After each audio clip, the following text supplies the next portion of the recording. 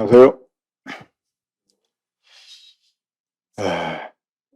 에스겔서를 계속 공부해 가다 보면, 물론 30장 좀 넘어가서부터는 희망이 보이는 그런 말씀을 우리가 접하게 됩니다만은, 아직까지는 아주 암담한, 그것도 전혀 희망이 보이지 않는, 아주 하나님이 벼르고 벼리셨다가 이 진노를 바라신 거기 때문에, 오늘 하나님이 하시는 말씀을 이렇게 듣게 되면, 특별히 이제 북왕국 이스라엘이나 남왕국 유다 그 백성들을 향해 하나님이 하시는 말씀 이렇게 듣다 보면, 이제는 갈 때까지 다 갔구나. 이제 하나님께서도 이스라엘 사람들 향해서 아주 막말을 하십니다. 막말을. 아주 이렇게 표현하기 남사스러운 이런 표현까지 하나님께서 서슴지 않고 이 선지자를 통해서 그 말씀하시는 걸 보게 될 때 아주 인간적으로 보면 막말이거든요. 그거는. 이제는 완전히 볼장 다 보고 이제 완전히 이제 끝이다. 이렇게 작정한 사람이 아니고서는 표현할 수 없는 이러한 표현들을 이렇게 하시는 것을 보게 됩니다. 자, 오늘 에스겔 23장 공부하는 날입니다. 특별히 이제 북왕국 이스라엘과 남왕국 유다를 향해서 하나님께서 오홀라와 오홀리바로 지칭을 하시면서 그들이 얼마나 품행이 정말 문란한 이런 음란한 여자들이었는지를 말씀하시는 보게 됩니다. 자, 오늘 에스겔 23장은요 무려 49절이나 됩니다. 하지만 이 49절까지 있다고 해서 복잡하고 많은 말씀이 이렇게 섞인 건 아니고요. 사실 쭉 하나님께서 이 북왕국 이스라엘과 남왕국 유다의 영적인 음행의 죄를 하나님께서 고발하시면서 이제 그들이 어떠한 순환을 당하는지, 이미 이 말씀이 주어졌을 때는 북왕국과 이스라엘은 이제 끝난 상태였었고, 남왕국 유다도 계속 그런 징벌을 받는 중에 있었는데, 이제는 마지막 받을 징벌에 대해서 말씀하시면서 그들이 왜 이러한 징벌을 받게 되는지에 대해 하나님께서 적나라하게 말씀하시는 걸 보게 됩니다. 자, 먼저 1절부터 4절까지 보겠습니다. 아까도 말씀드렸지만 이 49절까지 있지만 이 내용이 복잡하게 섞여 있는 게 아니기 때문에 좀 단순하고, 그래서 진도를 빨리빨리 좀 나갈 수 있다고 생각을 합니다. 진도를 빨리빨리 나갈 테니까 말씀에 잘 이렇게 집중해 주시고, 특별히 이 성경에 있는 구절들을 여러분들이 눈여겨서 보았으면 좋겠습니다. 자, 1절부터 4절까지 읽겠습니다.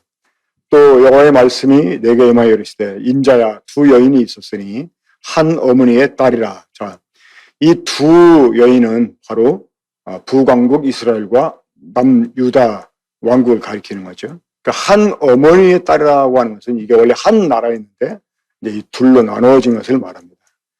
자, 3절 보게 되면 그들이 애굽에서 행음하되 어렸을 때 행음하여 그들의 유방이 눌리며 그 처녀의 가슴이 얼어만져 졌나니.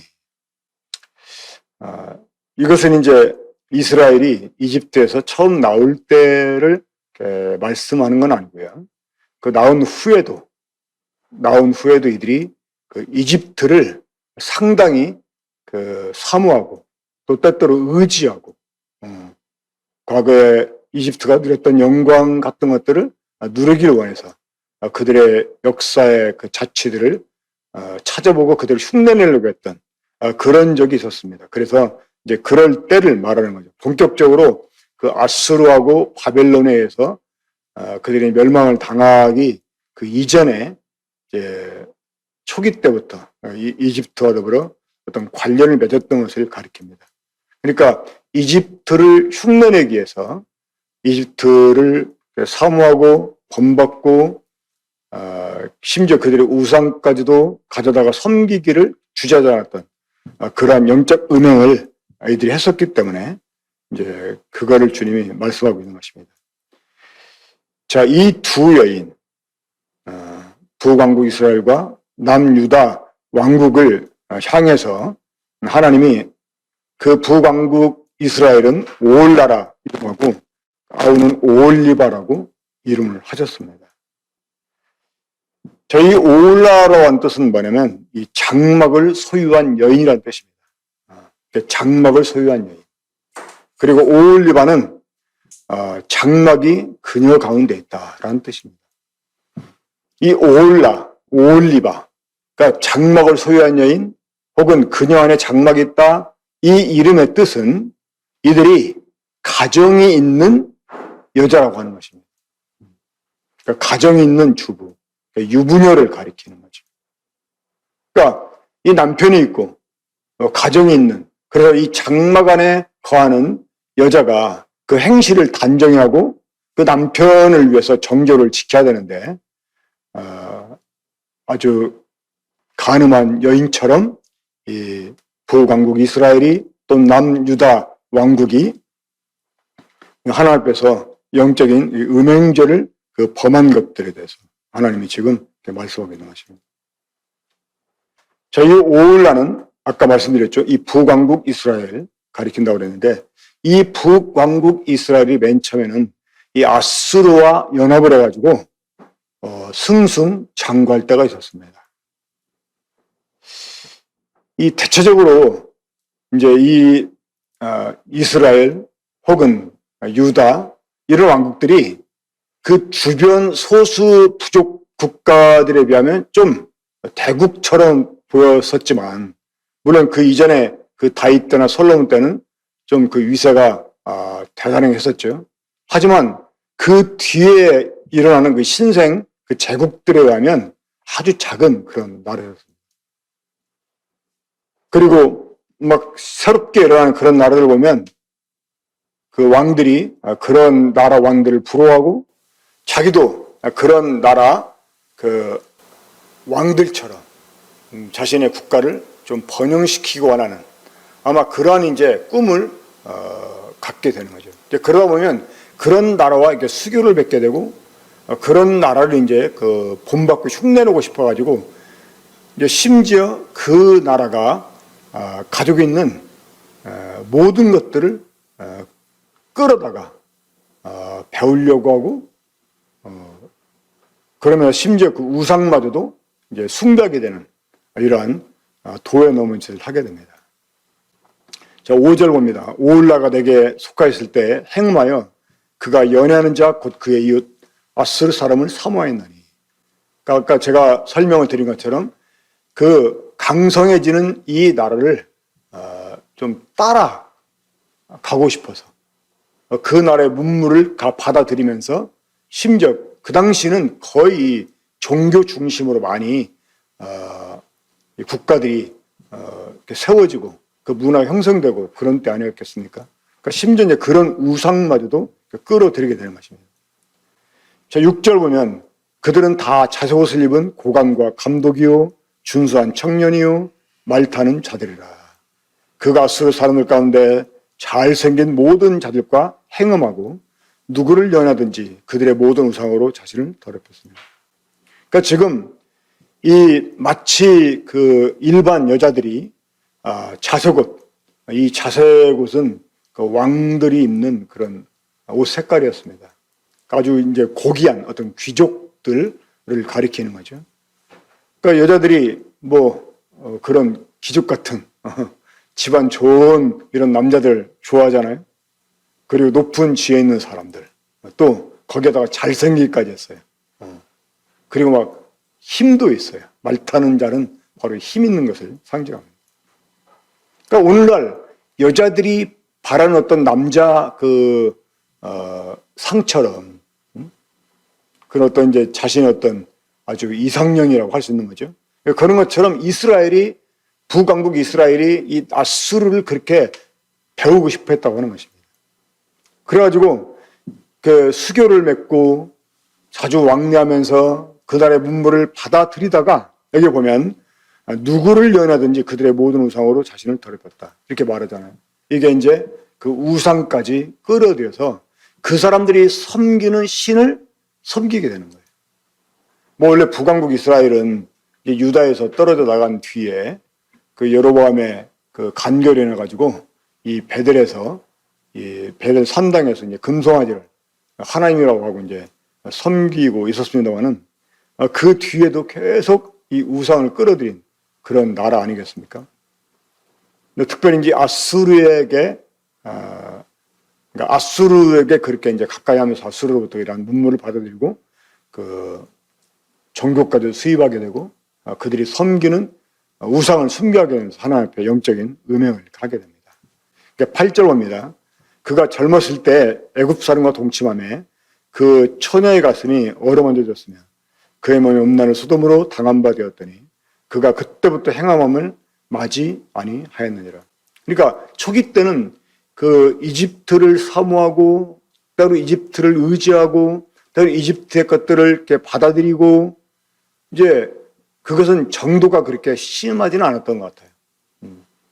하지만 때때로 어떤 영적인 이 순결함, 이 거룩함을 그 포기하는 이런 일도 종종 있긴 했었는데 이제 이래도 하나님이 내버려 두니까 더 본격적으로 이제 아수르가 버려서 이런 그 일들을 행하게 된 이런 그 이스라엘의 모습을 보게 됩니다. 그런데 오히려 이스라엘은 자신들이 사모하고 본받기만 했던 아수르에서 멸망을 당하게 됩니다. 9절 10절 보면 그러므로 내가 그를 그의 정든 자 곧 그가 연애하는 아수르 사람의 손에 넘겼더니 그들이 그의 하체를 드러내고 그의 자녀를 빼앗으며 칼로 그들을 죽여 여인들에게 이야깃거리가 되게 하였나니 이는 그들이 그에게 심판을 행함이니라. 자, 우리가 세상을 사랑하고 이 세상과 짝이 되게 되면 그건 하나님과 원수가 되는 것입니다. 근데 하나님과 원수가 된 사람들은 하나님 어떻게 징벌하시느냐? 그가 사모하는 것들에게 배신을 당하게 합니다. 오히려 잠언에는 이런 말씀이 있어요. 사람의 행위가 여호와를 기쁘시게 하면 그 사람의 원수라도 그와 더불어 화목하게 하신다. 그러니까 우리가 하나님을 기쁘시게 하면 오히려 원수라도 화목하게 하시는데 우리가 하나님과 원수가 되면 어떻게 되는 줄 아십니까? 친구들로부터 배신을 당하는 그러한 심판을 받게 됩니다. 오히려 그 아수르를 흉내내고 싶어 해서 그들의 모든 것들을 따라 하려고 하고 심지어 하나님의 거룩함을 손상하는 정말 이 우상을 숭배하는 것까지 하게 되고 그랬었는데 오히려 하나님이 이 아수르로 하여금 이스라엘을 배반하게 하고 이스라엘을 그러니까 오히려 이 아수르는 이스라엘을 도와주려고 한 게 아니라 기회를 봐서 이스라엘을 삼키기 위해서 이스라엘에게 맨 처음에 이렇게 잘 해줬던 것이죠. 근데 그걸 모르고 오히려 하나님 앞에서까지 영적 정조를 잃어버린 이 나라로 하여금 하나님이 이 아수르에게 배신을 당하게 하고 오히려 침략을 받게 하고 완전히 패망을 하게 하는 만들어 버리십니다. 우리가 세상과 짝이 된다. 우리가 세상의 것들을 사모하고 세상의 것들을 받아들이고 우리가 세속화되고 이러면 뭔가 세상에서 좀 인기 있는 것처럼 남왕국 유다보다는 북왕국 이스라엘이 사실 훨씬 더 강했었어요. 특별히 이 북왕국 이스라엘 때 보면 그 우상이 아주 막 꽃이 피었던 시대에 있었지 않습니까? 아합 시대. 그때 이 북왕국 이스라엘 역사상 가장 강성한 때였었어요. 그 아합의 아버지가 오므리였는데 이 오므리가 이제 쿠데타를 일으켜서 새로운 왕조를 세우지 않습니까? 이 오므리가 이 군사적으로나 이 정치적으로 외교적으로 상당히 탁월한 사람이었어요. 그 자기 아들을 이제 정략 결혼해가지고 그 두로와 시돈의 공주 이세벨을 그 며느리를 이렇게 데려오게 되고 그래가지고 이 아합 때 사실 이 북왕국 이스라엘이 굉장히 강성한 적이 있었습니다. 그러니까 우리가 세상을 사랑하고 이 세상과 타협하면 세상에서는 좀 잘 되는 것처럼 보일 수가 있습니다. 하지만 이 세상은 악한 자에게 속해 있기 때문에 이 악한 자가 우리들에게 세속화를 통해서 이렇게 미혹시키는 것은 사실 우리를 강하게 만들어 주려고 하는 게 아닙니다. 우리를 삼키려고 하는 것입니다. 나중에 하나님이 그런 사람들의 원수가 돼서 그 사람들이 사모하는 것들로부터 배반을 당하게 한다는 것, 이걸 우리가 잘 알아야 되겠습니다. 자, 그런데 이 북왕국 이스라엘이 이제 아수르와 동맹을 맺자고 때로 이 남왕국, 남유다를 이렇게 괴롭히고 막 그랬거든요. 나중에 이 남유다에서도 이 아수르와 동맹을 맺습니다. 이제 이게 11절부터 13절까지 나와 있는데, 그 11절부터 보겠습니다. 그 아우 오홀리바가 이것을 보고도 그의 형보다 음욕을 더하며 그의 형의 간음함보다 그 간음이 더 심함으로 그의 형보다 더 부패하여졌느니라. 그가 그의 이웃 아수르 사람을 연하였나니 그들은 화려한 의복을 입은 고관과 감독이요 말 타는 자들과 준수한 청년들이었느니라. 그 두 여인이 한 길로 행함으로 그도 더러워졌음을 내가 보았노라. 그러니까 이 북왕국 이스라엘보다는 사실 남유다가 훨씬 하나님 앞에 거룩함을 지킬 수 있었던 여건이 있었어요. 그것은 그 남유다 안에 하나님의 성전이 있었고, 그리고 제사장도 있었고, 또 율법이 있었기 때문에. 이 선지자들이 활동할 때 보면 이 북왕국 이스라엘에서 활동한 선지자들은요, 말씀보다는 기적을 많이 행했었습니다. 엘리야가 그랬고 엘리사가 그랬습니다. 그거는 이스라엘은 말씀, 율법이 없었기 때문에 그들은 말씀보다도 어떤 기적을 통해서 여호와가 진짜 하나님이다, 이걸 보여줘야 됐기 때문에 이제 기적들을 많이 행하게 했는데, 이 남유다에서 활동한 선지자들은 이 기적보다는 주로 말씀으로 많이 이 백성들에게 활동을 했었습니다. 그래서 이제 남쪽 유다에 성전이 있었고, 또 제사장들이 있었고, 또 율법이 있었기 때문이었습니다. 그런데 나중에 그 이스라엘이 강성함을 보고 유다도 유혹을 받아요.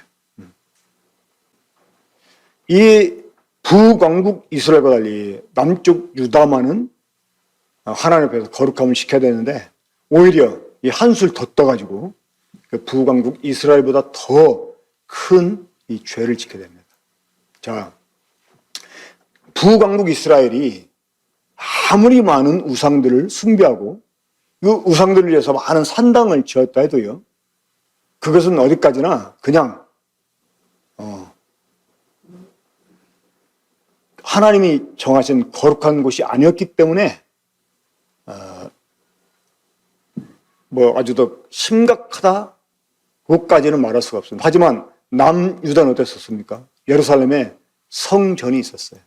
그러니까 하나님이 자신의 이름을 두고 자신의 임재를 나타내준 성전이 있었거든요. 근데 이 남왕국, 그 남유다 왕국 사람들은 이 우상을 성전 안에까지 세워놓고,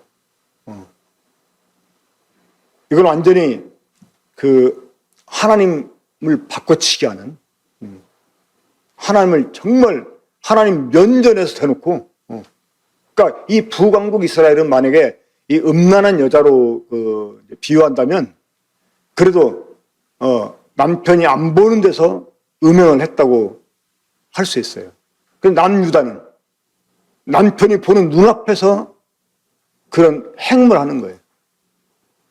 얼마 전에 제가 아는 지인 한 분이 세상을 떠났습니다. 참 그 사람 아주 불쌍하기도 하지만 정말 아주 뭐 입에 정말 닿기 힘든 사람이었어요. 그 자매님이 먼저 세상을 떠나셨는데, 그 젊었을 때 여자를 자기 아내가 있는 집에 데려와가지고 안방에 데리고 들어가서 정말 자기 아내는 거실에 있는데 보는 눈앞에서 여자를 데리고 들어가서 정말 그런 짓을 했던 사람이었거든요. 이 남쪽 유다 사람들이 영적인 행음, 이 우상을 숭배한 일은 남편이 보는 눈앞에서 행음한 여자 같은 그런 죄를 지은 것입니다. 이것이 그 오홀리바가 그 형의 간음보다 더 그 간음이 심했다고 하는 그런 표현이 됩니다. 근데 남유다는 여기에서 그치지 않습니다. 이 아수르를 넘어서 이제 새롭게 일어나는 이 신생 이 바벨론 제국에 관한 소문을 듣고 거기에도 이 유다가 맨 처음에 추파를 던졌던 것 같습니다.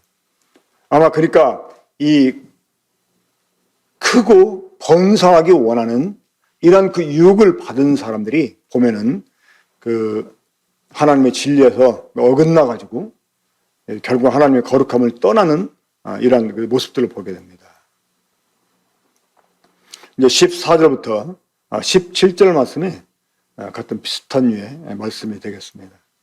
그 이전에 아수르 사람들을 향해서 그들이 보였던 그런 일들처럼 똑같이 갈대아 사람들이 바벨론 사람들에 대해서.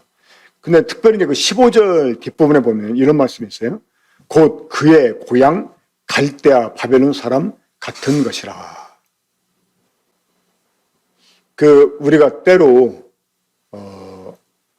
이제 어릴 적 어떤 향수를 떠올리면서 분명히 우리가 구원받기 전에는 그게 이제 안 좋은 거라고 생각을 해서 버렸던 것이었고, 이제 구원받고 난 뒤에는 오히려 그런 것을 혐오하면서 버렸던 것인데, 저도 보면 가끔 그런 생각이 종종 들 때가 있습니다. 나이 먹어가니까 이제 그 어떤 그 어렸을 때 어떤 향수들이 돋고, 그리고 이제 어릴 때 친구였던 사람들을 만나잖아요. 그러면 내 경계심이 확 풀어지더라고. 그 아이들하고 이제 옛날 얘기 하다 보면은 이제 어느새 이제 내가 애들 시절로 돌아가가지고 막 그때 얘기하면서 지금의 나를 잊어버리게 되는 경우가 있는 것 같아요. 이제 그러면 막 그냥 그때는 이제 다 그냥 초등학생 되는 거야. 무슨 선생이고 교사고 교수고 사업가고 그런 거 없어요. 그냥 다. 이제 근데 우리가 때로 그 어떤 향수를 떠올리면서 이 마음의 경계심을 이렇게 풀어버리게 되다 보면 이 죄의 유혹이 우리 속에 자연스럽게 들어오게 된다는 거예요. 그러면 이 죄의 유혹이 자연스럽게 우리 마음에 스며들게 되면 어떤 현상이 생겨나냐면 영적인 감각이 무뎌지게 됩니다. 그러면 그 우상을 숭배하면서도 그 우상 숭배다, 그 하나님 앞에서 그 영적 간음이다 생각을 못하는 거예요. 이 부강국 이스라엘 사람들이 이 바알을 섬기면서도 이들이 별로 이렇게 마음에 가책을 느끼지 않았던 이유가 뭐냐면 그게 하나님이라고 생각했거든요. 하나님이라고. 그러니까 모양만 바뀐 하나님이라고 생각을 한 거예요. 그러니까 이 바알이 여호와 하나님이었던 거죠. 그러니까 우리가 요즘도 이제 그런 얘기를 종종 듣잖아요. 전도하다 보면 종교는 다 똑같은 거지. 결국은 믿는 신은 다 똑같은 거 아니야? 이런 식으로. 근데 우리가 이제 전도를 위해서 그런 것까지도 활용할 경우가 종종 있긴 합니다만은 사실은 아니잖아요. 그런데 이런 그 유혹들이 자연스럽게 스며들게 되면 그러한 부분에 감각이 무뎌지게 됩니다. 그 감각이 무뎌지게 되면 내가 주님 앞에서 지금 영적인 음행을 하고 있음에도 불구하고 이 가책을 느끼지 못할 수도 있다고 하는 것입니다. 유다 사람들이 그랬던 것입니다.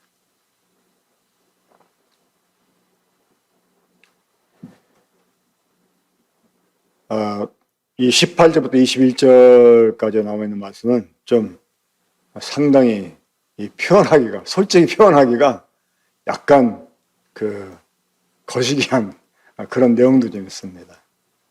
저는 이 부분 보면서 하나님이 아주 이제 하나님도 갈 때까지 가셨구나. 이제는 막 그 유다를 향해서 아예 막말을 하시는구나 이렇게. 그러니까 18절을 보면 이제 오히려 하나님이 그 유다를 부끄럽게 해서 그들에게 이제 오히려 수치를 당하게 하는데, 그러니까 이들이 바벨론까지 사모했는 오히려 바벨론의 침공을 받고 이 바벨론에게 지금 막 그 고난을 받고 있었잖아요. 그러니까 유다가 어떤 것을 또 취했습니까? 이집트를 의지하게 된 거예요. 이집트를 찾아가서 이집트에게 도움을 요청하고, 그러면 이집트에게 도움을 요청할 때 그냥 말로만 도움을 요청하겠냐는 거예요. 오히려 이집트에게 뭔가 이렇게 다 내주고, 이집트 것들을 그들이 요구하는 걸 수용하고 받아들이면서. 그러니까 이제 그럴 때는 하나님이 뭐고 없었던 것 같아요. 하나님의 율법이고 뭐고 없었던 것 같아요. 그냥 이 정치적으로 자신들에게 좀 필요하다, 유익하다 생각한 것들을 그냥 무조건 수용했던 것 같습니다. 하나님이 그걸 보실 때 아주 그 음행이라고 생각을 했는데. 그러니까 오히려 이제, 그 자신들이 바벨론에서 궁지에 몰리게 되니까 이집트에게 더 많은 것을 내주고, 이집트를 더 크게 의지하는. 하지만 그로 인해 가지고 오히려 유다는 바벨론에서 멸망을 당하게 됩니다. 차라리 유다가 바벨론에 항복을 했더라면 유다는 완전히 멸망을 당하지 않았을 것입니다. 그냥 바벨론의 속국으로는 살 수 있었을 거예요. 하지만 이들이 이제 오히려 하나님의 뜻에 벗어나서 그 이집트를 의지함으로 인해 가지고 오히려 이 바벨론에 완전히 패망을 당하게 됩니다. 그러니까 우리가 때로 하나님 어떤 징계를 받을 때 그냥 하나님이 나를 징계하시는구나 하고 자기를 불쌍히 주시길 바라고 잠잠히 하나님을 바라고 기다리면 오히려 하나님이 우리를 긍휼히 여기셔서 용서해 주시고 다시 회복시킬 수 있는데, 우리가 또 다른 방법을 찾고서, 그러니까 하나님이 원하는 방법이 아닌데 또 다른 방법을 찾게 되면 오히려 그것 때문에 더 큰 낭패를 당할 수 있다고 하는 사실을 우리가 이런 말씀을 통해서 교훈을 받게 됩니다. 자, 이제 22절부터 49절까지는 이제 이 북왕국 이스라엘, 그 오홀라나 또 남 그 유다 왕국 그 오홀리바, 이들이 하나님 앞에 행한 그 음행죄로 인해 가지고 이제 하나님의 징벌을 받는 그런 내용들이 기록돼서 보게 됩니다. 그 하나님 앞에 음행한 사람들에 대해서 하나님 어떤 징벌을 내려면 그 연인들이 원수로 돌변하고 있어요. 원수로. 제가 오늘 뉴스를 봤는데 그 스페인인가요? 스페인에서 그 스페인인 것 같아요.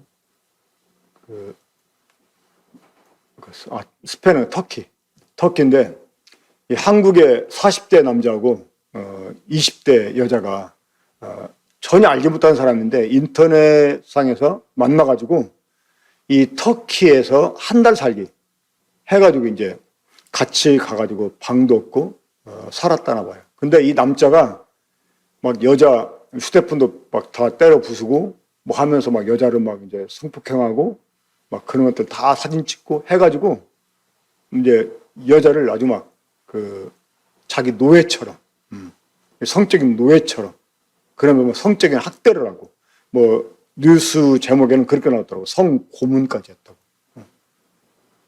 이제 그랬다가 그게 이제 다시 이제 발각이 나가지고 그 터키에서 재판을 받았는데 징역 46년을 구형했더라고요.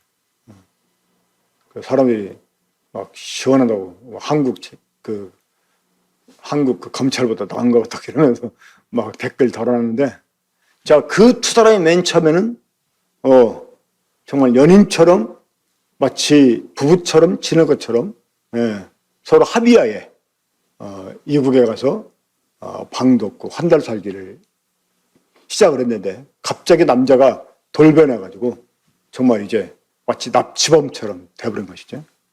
이것처럼 하나님이 이 하나님 앞에 음행한 이 북왕국 이스라엘 그리고 남왕국 유다에 대해서 하나님이 그들이 사모했던 그 나라들, 그들이 막 본받게 원했고 그들이 수입했던 그들의 문물이나 종교 이런 것들을 통해 가지고 하나님의 노를 격발시켰던 이 나라들에 대해서 하나님 징벌하시는데, 오히려 그들이 사모했던 나라들로 하여금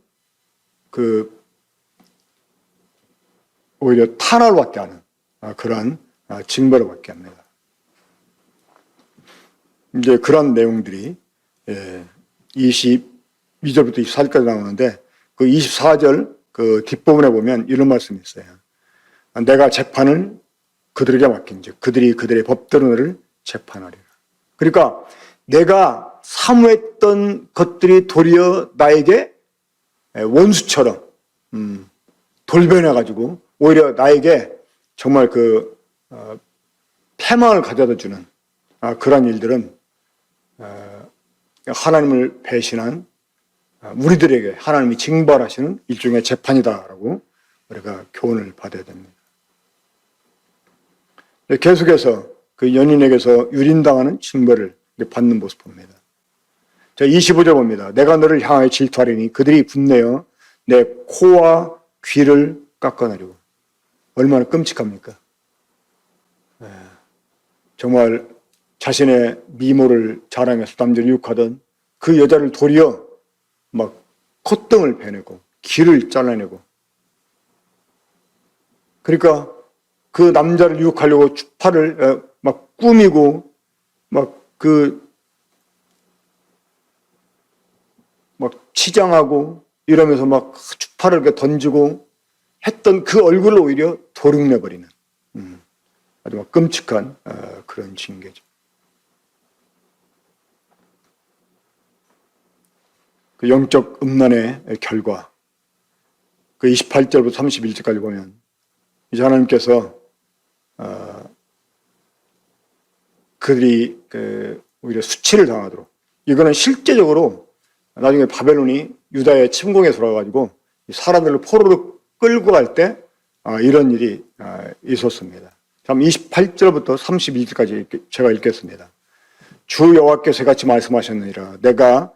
나는 내가 미워하는 자와 내 마음에 싫어하는 자의 손에 너를 붙이리니 그들의 미워하는 마음으로 내게 행하여 내 모든 수고한 것을 빼앗고 너를 벌거벗은 몸으로 두어서 내 음행에 벗은 몸, 곧 음란하며 행음하던 것을 드러낼 것이라.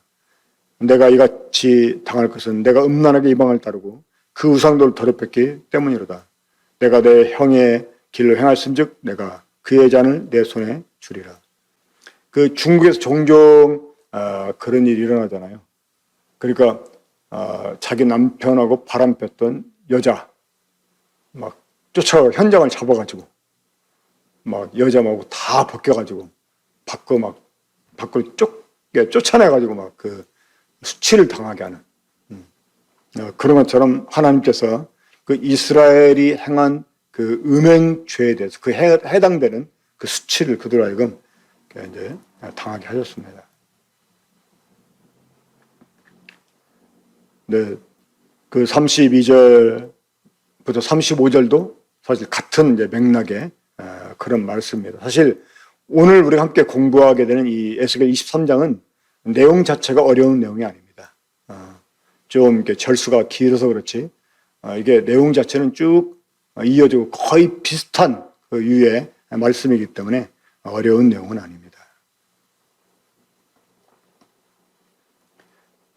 자, 음란한 두 여인에게 드린 심판 한번 읽겠습니다. 이런 구절들은 뭐 읽기만 해도 이해가 쉽게 될 거라고 생각을 합니다. 여호와께서 또 내게 이르시되 인자야 내가 올라와 올리바를 심판하려느냐. 그러면 그 가증한 일을 그들에게 말하라. 그들이 행음하였으며 피를 손에 묻혔으며 또 그 우상과 행음하며 내게 낳아준 자식들을 우상을 위하여 화제로 살랐으며 이 외에도 그들이 내게 행한 것이 나니 당일에 내 성소를 더럽히며 내 안식을 범했도다. 실제로 이게 그 은유적인 표현 아닙니다. 실제로 이런 일이 있었어요. 실제로. 그러니까 이방 종교를 받아들여서 하나님이 금하신 가증한 일을 행하고요. 심지어 이런 것들을 성전 안까지 끌고 들어와서 성전 안에서 이런 일을 행했었습니다. 자, 안식일은 어떤 날입니까? 안식일은 하나님을 위해서 사용하는 날입니다. 사실 제사장들이 다른 때보다 안식일 날 무지하게 바빴어요. 일반 백성들은 그냥 자기를 쉬면 되었습니다. 하지만 이 제사장들은 안식일이 더 바쁜 날이었어요. 그러니까 상번제를 드리고도 안식일에 별도로 드려야 되는 제설이었어요. 상당히 많은 양의 제물을 드려야 됐었습니다. 그런데 오히려 안식일 날 하나님을 향해서 그런 제사를 드리는 게 아니라 우상을 위해서 정말 아까도 말씀드렸지만 남편이 보는 눈앞에서 남자를 데려와서 행음하는 거예요. 그 정말 쳐 죽일 줄 아니겠습니까? 그걸 쳐다보는 남편들이 어떻게 참겠어요? 정말 그 자리에서 막말로 때려 죽여도 속이 풀리지 않을 만큼 정말 그 얼마나 분노할 일입니까? 그러니까 유다가 하나님 앞에 그런 일을 행했다고 하는 것입니다.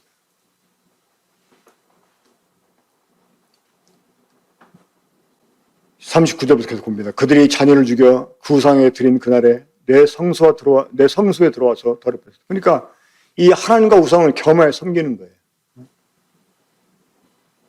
지금 눈앞에서 다른 남자와 잠자는 여자가 내가 있는 침대로 들어왔다고 한번 해보세요. 그런 여자를 데리고 잠잘 남편이 있겠습니까? 그런데 이런 일을 눈 하나 깜짝하자고 유다가 하나님 앞에 행했다고 하는 것입니다. 40절 봅니다. 또 사제를 먼 곳에 보내 사람을 불러오게 하고 그들이 오매 그들을 목욕하며 눈썹을 그리며 스스로 단장하고 화려한 자리에 앉아 앞에 상을 차리고 내향과 기름을 그 위에 얹고. 아까 봤죠? 그 바벨론 사람들이 그 유다 사람들 막 코를 자르고 귀를 자르고 바로 이러한 일들, 이렇게 목욕하며 눈썹을 그리며 스스로 단장하고 그러니까 어떤 간부를 위해서 치장하던 일에 대해서 하나님이 그들을 징벌하신 거라고 말할 수가 있습니다.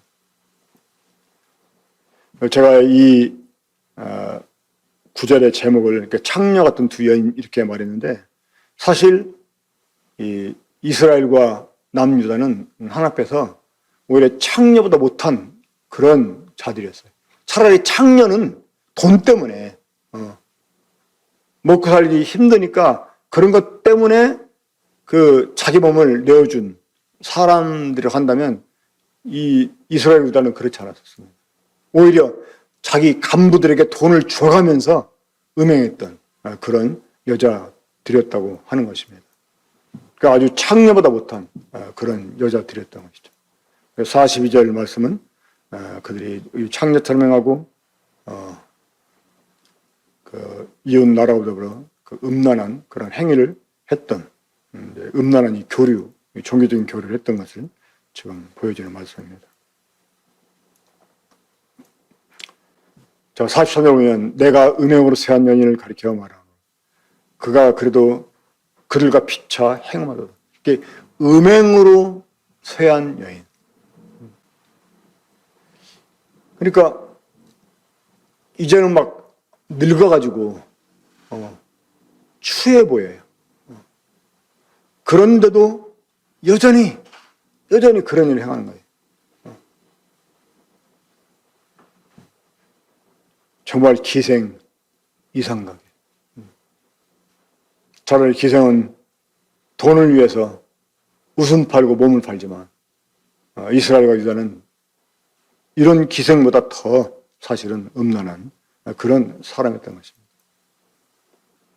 그리고 하나님께서 그들을 하여금 이 재판을 받게 하는데 이 바벨론 침공 그리고 패망 이것은 음란한 일을 행한 이스라엘에 관해서 하나님이 재판하시는 것이라고 할 수 있습니다. 자, 이제 마지막으로 이 음란한 두 여인의 최후에 대해서 좀 말씀드리고 마치겠습니다. 결국 이들은 오히려 자신들이 사랑했던 이런 그 나라들에게 오히려 그 약탈을 당하게 되고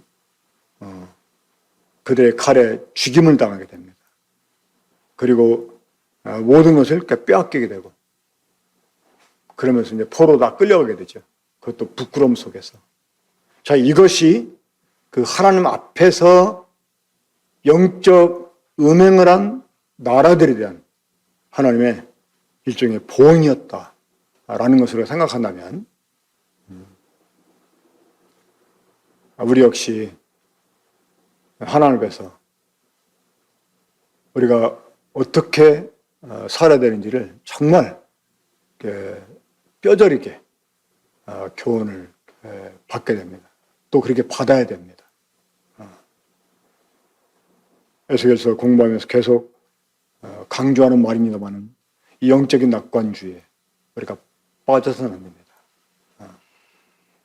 이스라엘은 하나님이 이집트에서 정말 독수리 날개로 업어온 민족들 아닙니까? 그들을 하나님의 그 기업에 심은 민족 아니겠습니까? 근데 이들을 하나님이 버렸다고 할 때 그것은 오늘날 저희들에게 교훈이 됩니다. 이걸 거울 삼아서 우리 역시 세상과 짝하지 않도록 주님 앞에 영적인 거룩함을 지킬 수 있도록 우리가 계속 믿음의 삶을 이렇게 살아 가야 된다고 생각을 합니다. 주님께서 에스겔 23장을 통해서 정말 우리의 영을 일깨워 주시고 하나님이 무엇을 가장 미워하시는지 무엇을 정말 가장 혐오하시고 정말 이제 더 이상 그 도를 참지 않는지를 우리가 생각하고 주님 앞에서 세상을 살아가는 영적 간음을 향하지 않도록 우리가 정말 조심하고 또 조심하는 그런 믿음의 삶을 살아야 되겠습니다. 우리 한번 기도하고 오늘 집회 마치도록 하겠습니다. 우리 살아가시는 아버지 하나님,